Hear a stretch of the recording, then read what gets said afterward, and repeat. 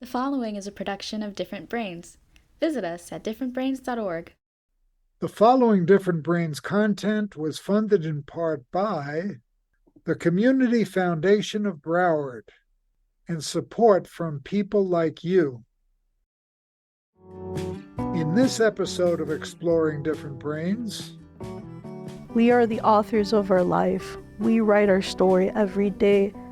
So it's very important, crucial even, to be hopeful despite what happens to you in the end of the day.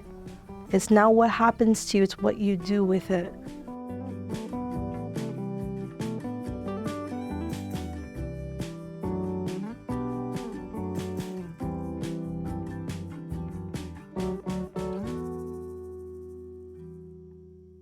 Hi, I'm Dr. Hackey Reitman. Welcome to another episode of Exploring Different Brains, and today I have the honor and the privilege of interviewing Gaby Guardarrama, who is a mental health counselor, a self-advocate, and a friend too. Welcome. Thank you, Dr. Hackey. It's a pleasure to be here today. Tell us about yourself, how you got into being a counselor in psychology. It all started in kindergarten, actually. Everyone was just playing in the playground, and I was like, what do I want to do when I'm older? And I always said, I don't know yet, but I want to help others. That's all I told myself. And can you share a bit about your own challenges with mental health issues? Whew, that's a lot of them, but I think the biggest one was when my dad went to prison when I was 19, and I got Baker acted because I did not do well with the transition of losing him. And I was diagnosed with Bipolar Disorder Type 1 in the hospital.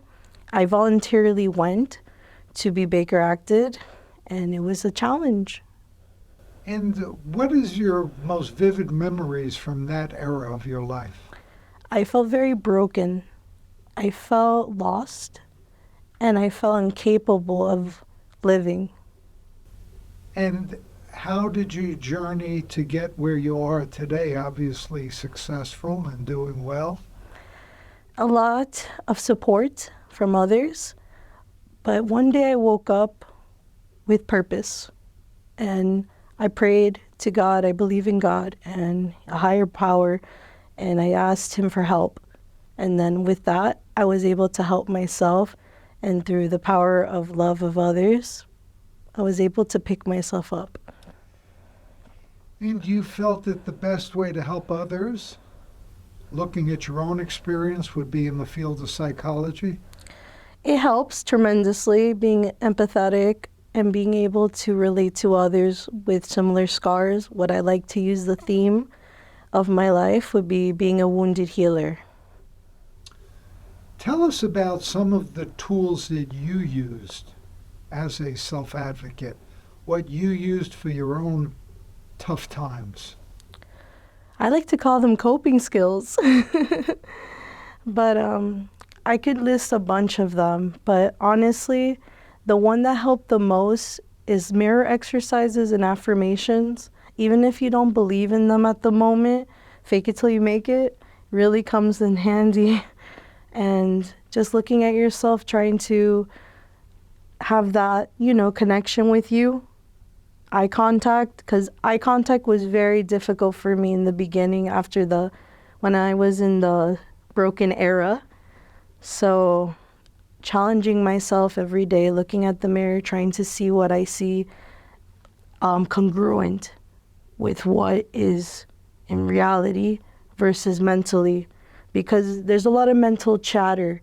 There's a lot of dark thoughts we can go through on a daily basis. If you're not in treatment, like I wasn't till, I would say, I had medication regimen since I was 16 to 19, and then I stopped because I got into like a car accident because of the dosages. They were still formulating the medication regimen.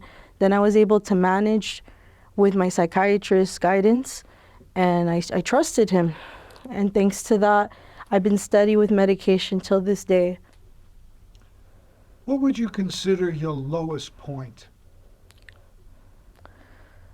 losing myself to my vices, losing myself to my conditions, making myself feel that I am what I have, not separating them.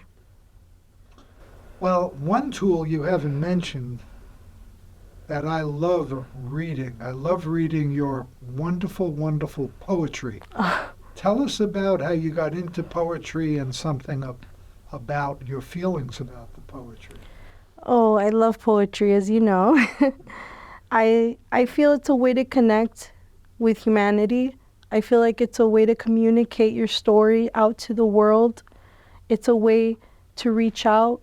It's a way to open your heart and not be scared of what people might say, because you're not doing it just for the feedback. You're doing it to help others.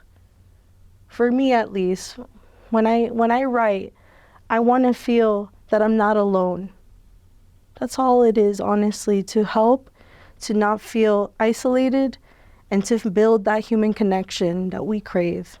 Well, you're very inspirational, Gabby. I got to tell you, this is, I'm enjoying this very much, and I'm learning a lot. You describe yourself as a wounded healer. Just expound on that a little bit more, if you might. Okay, I'll give you an example. Addiction, right? A lot of people can undergo circumstances that lead into an addictive behavior. I will share this. My dad was an alcoholic. It hurt me so badly that I never chose to drink. And I have not drank since I endured that. And it was in a very rocky situation with him since I was very young. So my addiction turned out to be gambling and food. It turned into that form because instead of gambling for entertainment, I was gambling to run away from my problems. And that's just the surface level of deep-rooted issues like the bipolar. So it's the surface, right? And it's like an iceberg. But you keep picking on it, you're going to find something deeper. So what am I trying to say? When you're a wounded healer, if anyone out there that has gone through addiction, it may be any type, like drugs, it could be the gambling, it could be so many outlets for them, right?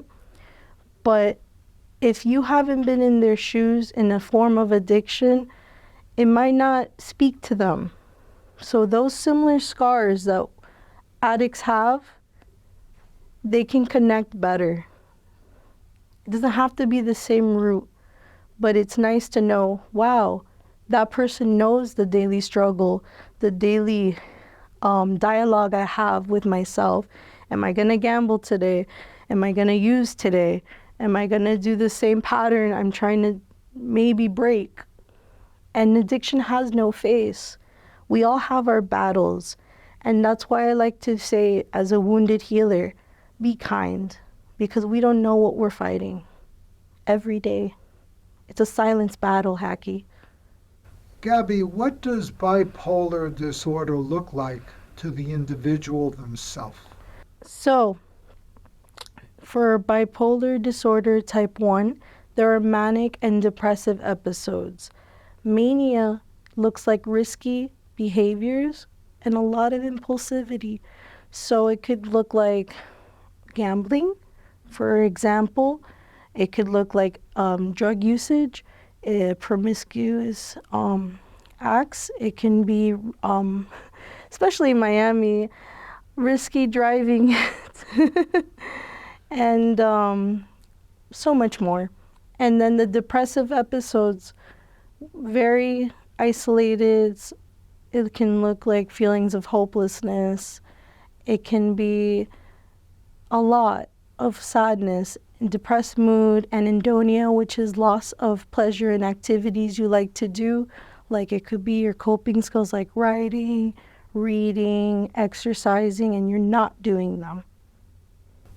What advice do you have if one is the parent or family of such an individual and they want to be of help?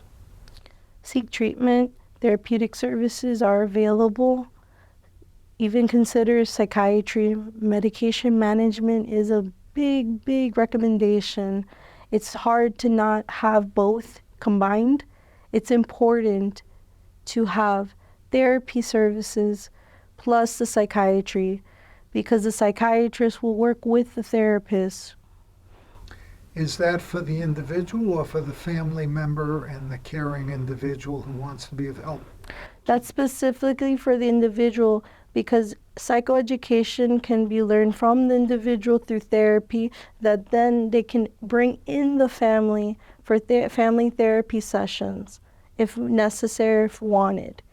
Because it's very difficult for a loved one to have another loved one have bipolar disorder, because I'm not sure if you're aware, bipolar individuals have the highest suicide rates. I was not aware. Statistically proven. They go through with it more than any other population with mental illness. And what are the associated behaviors that you may or may not have? Well, before, when I was 19, it was more depressive episodes. Now it's a more manic episodes. I forgot to mention compulsive shopping. Like, I like to hide it as retail therapy. Is a big risky behavior too. I like the gambling, and that's not the best. The impulsiveness can stem from with my food addiction too, the binge eating. So that's more of the manic, because when I binge eat, I'm trying to cope with my emotions in an unhealthy manner. What other forms of what I call, for lack of a better term, positive addictions to substitute for the negative addiction? Right, that's a very good question, because addiction, we're like, for individuals with addiction, are always going to have addiction. So it's very important to substitute, like you said. So exercise is mainly the best one to replace the, like for me with the food, because it's not just replacing it, it's building a healthier relationship with the food. Because if you don't shift that mindset, it becomes difficult to try to do the exercise every day too. Because like for the gambling, I'm not sure if you're aware, but I like to see my relationship with money as a version of how I see myself and my self-worth, in the sense that each time I'm gambling away my earnings from my job as a therapist, am I really respecting my career path? Am I really showing what I'm worth in my profession? Just wasting away everything I worked hard on? That reflects on my self-worth, because your relationship with money should be healthier than that. Do you get where I'm coming from? Yes, I do. Same thing with the food, how you have a relationship with food. It shouldn't be a form of punishment if you're overdoing it. It should be a form of nourishment for the soul. So it's not just substituting the addiction with another, because I'm not going to want to go to the gym for 5 hours every day. It's about incorporating 30 minutes of cardio, maybe some weight building, like training with the machines, or with the gambling. Instead of gambling, let's budget and have savings and invest in ourselves for a rainy day, or for a dream like traveling or buying that dream house, right? Gaby, what was your light bulb eureka moment when you realized, I need some help? I pushed everyone away. I pushed all my friends. I tried pushing my family members. They were not having it. I was utterly alone, and I wanted to be alone, and that's when I knew I wasn't me. I completely lost myself to my depressive episodes. I counted 1 year, I had about 36 depressive episodes, and that was a lot to endure. One time I had an episode that lasted a month of suicide ideation, like wanting to hurt myself every day for that month. So when I realized, hey, this isn't working, I think it's time to change and get help. And I was more receptive to receiving help because I went through the stages of like denial. Oh no, I can connect with individuals with mood disorders, but I don't have one. And that's not healthy. It's hard to reach the accepting stage, but it's doable. If I can do it, anyone can do it. Gabby, I know your mom has some very close friends, and talk a little bit about, if you would like to, your relationship with your mom and some of her friends who support her. Well, I can tell you my mom is my world. I love her. She was the main support system throughout my era of healing now and my era of brokenness then. And what I can say is my mom is a very strong, independent, free, confident, loving, and kind, compassionate, empathetic individual that I admire every single day. Without her standing by my side, I would not be the person that I am right now. Very well said. And her friends are her family. That's the best way to put it. I don't see them as friends, I see them as family. Because by her side, she is a stronger individual as well, and it reciprocates on their end too. They're a strong powerhouse. Is there anything we have not covered that you'd like to cover today? I just want to say, when it comes to mental illness and mental health, there's always hope. Despite our feelings aren't always matching reality, because there's going to be days that we feel lost. There's going to be bad days, and there's going to be good days. And cherish the good and learn from the bad. That's the biggest takeaway I can give, because we all have a monster inside of us, but we all have a lot of good inside of us. It determines what you feed into the day, which will reflect our actions. And our actions aren't who we are as a character, but it can lead to our lifestyle and our livelihood. So it's important to be mindful of what we do. It's a life script we have in ourselves.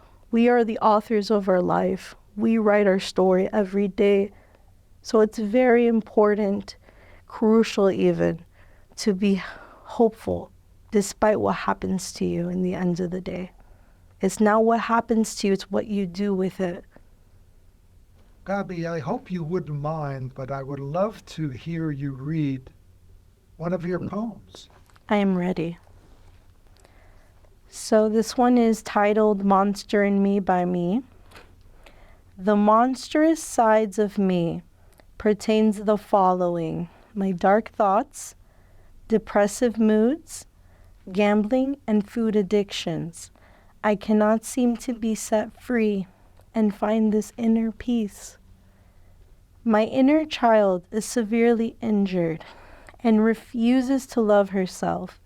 However, today marks a new day. I will tame this beast by breaking the chains that label me once as a slave. I solely am fooling myself when I succumb to these destructive thoughts and maladaptive behaviors. My insight that I have collected portrays the everyday is a new opportunity in order to prove to myself that I am no monster. I am a flawed human being who is convinced otherwise.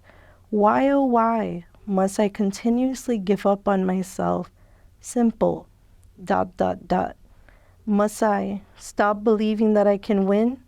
I keep telling myself, I'm a loser, I'm a failure, and I am a monster. Yet the truth is, these are all areas of improvement that must be attended to. Time to change and begin a new era of healing. Goodbye, monstrous me, and hello, healed version of me. Beautiful, beautiful. Thank you very much. Thank you.